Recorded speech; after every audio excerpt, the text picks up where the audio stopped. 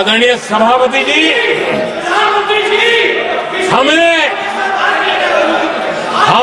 संविधान संशोधन किया, हमने देश की एकता के लिए किया। बाबा साहब आंबेडकर का संविधान 370 की दीवार के कारण जम्मू कश्मीर की तरफ देख भी नहीं सकता था। हम चाहते थे बाबा साहब आंबेडकर का संविधान हिंदुस्तान के हर हिस्से में लगना चाहिए, और इसलिए बाबा साहब को श्रद्धांजलि भी देनी थी, देश की एकता को मजबूत करना था। हमने संविधान संशोधन किया, डंके की चोट पर किया और 370 को हटाया, और भारत की सुप्रीम कोर्ट ने भी अब तो उसको मोहर लगा दी है। आदरणीय सभापति जी, हमने 370 का हटाने के लिए संशोधन किया। हमने ऐसे कानून भी बनाए। जब देश का विभाजन हुआ,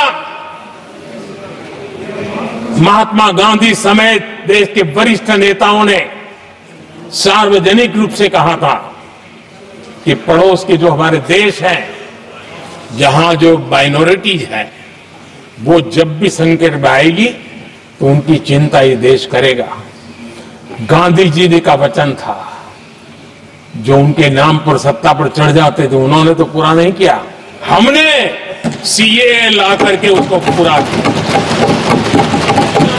वो कानून हमने लाया, हमने किया है, और गर्व के साथ आज भी हम उसको ओन कर रहे हैं, मुंह नहीं छुपाते हैं, क्योंकि देश के संविधान की भावना के साथ मजबूती के साथ खड़े रहने का हमने काम किया।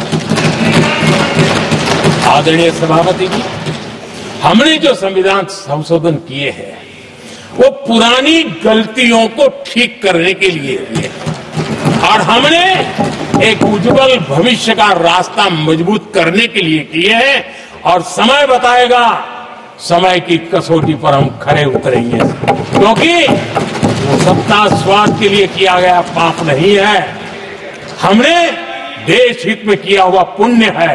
और इसलिए हमें जो सवाल पूछते हैं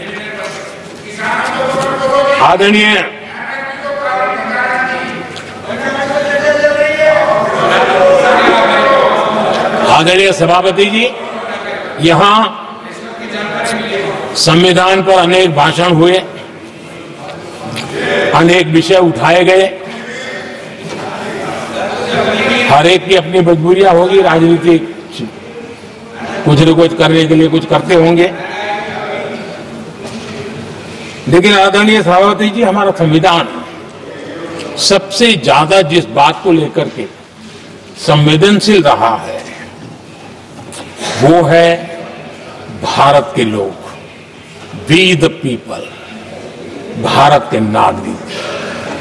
संविधान उनके लिए है, उनके हितों के लिए है, उनके कल्याण के लिए है, उनकी गरिमा के लिए है, और इसलिए संविधान भारत के कल्याणकारी राज्य के लिए हमें दिशा निर्देश देता है,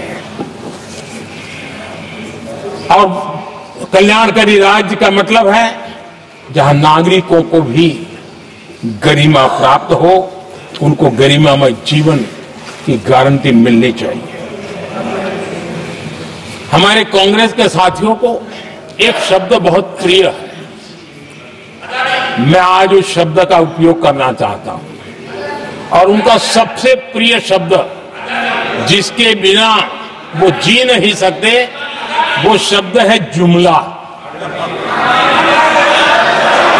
कांग्रेस के हमारे साथी,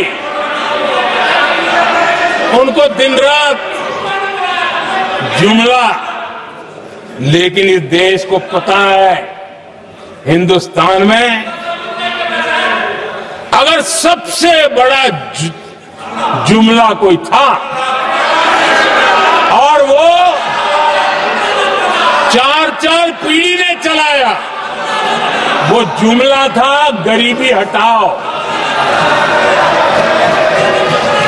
ये ऐसा जुमला था, ये गरीबी हटाओ ऐसा जुमला था, उनकी राजनीति की रोटी तो सिकती थी, लेकिन गरीब का हाल ठीक नहीं होता था। आदरणीय सभापति जी, जरा कोई मुझे कहे आजादी के इतने सालों के बाद क्या एक डिग्निटी के साथ जीने वाले परिवार को क्या उसे टॉयलेट भी उपलब्ध नहीं होना चाहिए? क्या आपको ये काम करने की फुर्सत नहीं मिली? आज देश में टॉयलेट बनाने के अभियान को, जो गरीबों के लिए एक सपना था, उसकी डिग्निटी के लिए हमने इस काम को हाथ में लिया और हमने जी जान से उसे जुटे रहे। उसका मजाक उड़ाया गया, मुझे मालूम है, लेकिन उसके बाद भी सामान्य नागरिक के जीवन का गरिमा ये हमारे दिल और दिमाग में होने के कारण हम डिगे नहीं, हम अड़े रहे, हम आगे बढ़ते चले गए और तब जाकर के ये सपना साकार हुआ। माताएं बहनें खुले में सोच जा रही थी, या तो सूर्योदय के पहले या सूर्योदय के बाद, और आपको कभी पीड़ा नहीं हुई। और उसका कारण यह था कि आपने गरीबों को और गरीबी को टीवी में देखा है, अखबार की सुर्खियों में देखा है, आपको गरीब की जिंदगी का पता नहीं, वरना आप इसके साथ ऐसा जुल्म नहीं करते। आदरणीय सभापति जी, इस देश की 80% जनता पीने के शुद्ध पानी के लिए तरसती रही। क्या मेरा संविधान हमें रोकता था? क्या संविधान तो ये चाहता था कि सामान्य मानवीय की सुविधाओं को ध्यान दिया जाए। आदरणीय सभापति जी, ये काम भी हमने बड़े समर्पण भाव से आगे बढ़ाया है। आदरणीय सभापति जी, इस देश की करोड़ों माताएं चूल्हे में खाना पकाना और धुएं से आंखें लाल, कहते हैं कि सैकड़ों सिगरेट का धुआं खाना पकाते हैं तब धुआं शरीर में जाता है।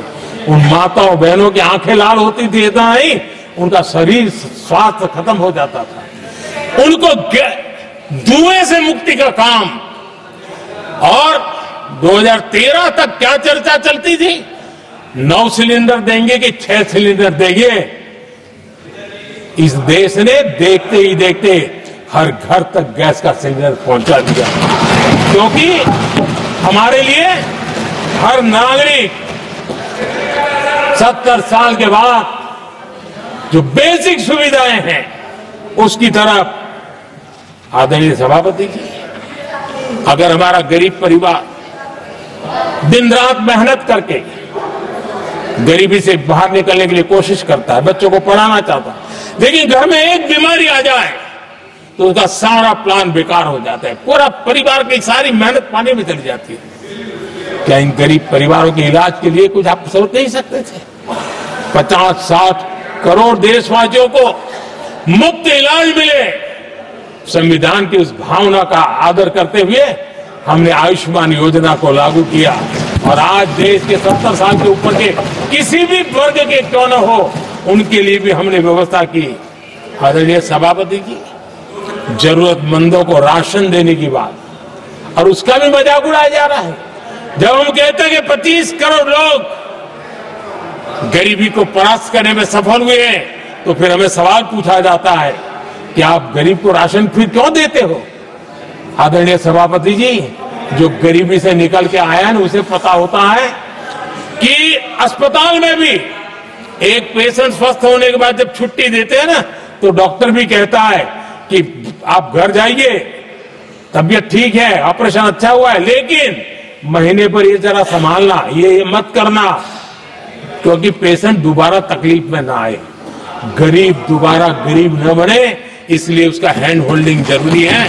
और इसलिए हम मुफ्त राशन दे रहे हैं। उसकी मजाक मत उड़ाओ, क्योंकि हमें गरीबी से जो बाहर निकला है उसको दोबारा गरीबी में जाने नहीं देना है, और जो अभी भी गरीबी में है उसे हमें गरीबी से बाहर लाना है।